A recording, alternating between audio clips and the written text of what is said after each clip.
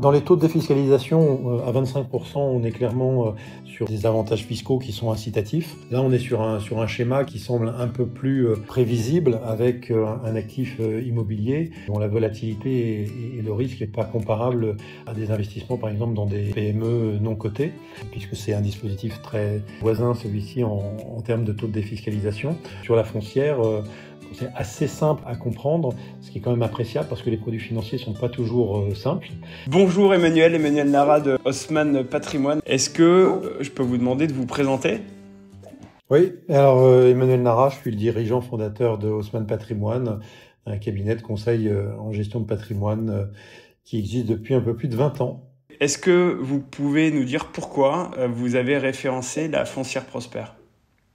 Alors, déjà, chaque année, on a l'habitude de référencer plusieurs solutions de défiscalisation. La foncière Prosper, donc, c'est une formule qui rentre dans le cadre des foncières solidaires qu'on a découvert, nous, l'année dernière et qui nous a paru tout de suite trouver sa place dans les dispositifs de défiscalisation qu'on propose à nos clients. Et quand vous le proposez, justement, à vos clients, quels sont les arguments que vous mettez en avant ou comment vous choisissez les personnes à qui vous le proposez ? Les personnes qui nous consultent pour de la défiscalisation, il y a plusieurs paramètres. Il y a le taux de défiscalisation, le montant à défiscaliser. Donc on doit décompter déjà un certain nombre de dispositifs. Et puis ensuite, il y a le profil de l'investisseur, son appétence pour le risque, ses convictions et éventuellement également pour certaines classes d'actifs. Donc en discutant avec nos clients, on écarte un certain nombre de solutions qui nous paraissent manifestement ne pas leur convenir. Et puis sur les quelques dispositifs qui nous semblent correspondre, on leur explique les modalités.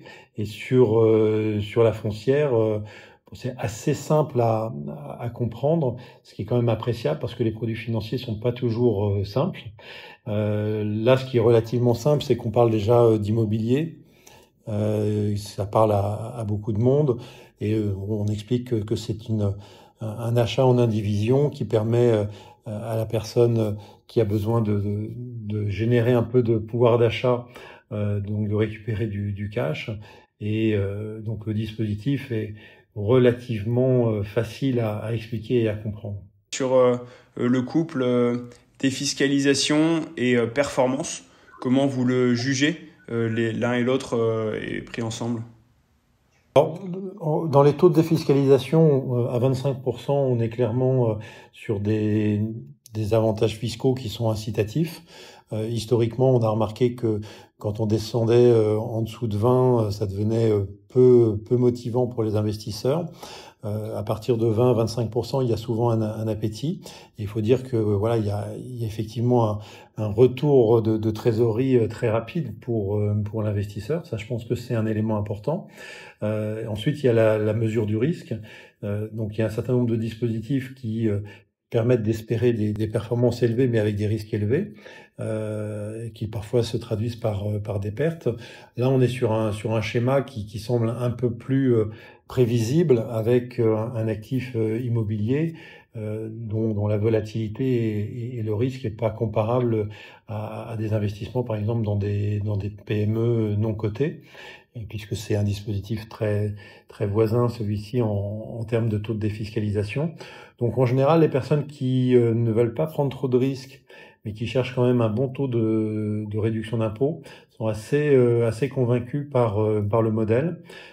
Et puis la motivation également, on va dire, je veux pas dire sociale, mais de pouvoir permettre à des seniors ou des personnes âgées d'être dans ce qu'on appelle globalement le bien vieillir. Ça séduit un certain nombre de personnes qui ont le sentiment que leur défiscalisation sert à quelque chose de concret.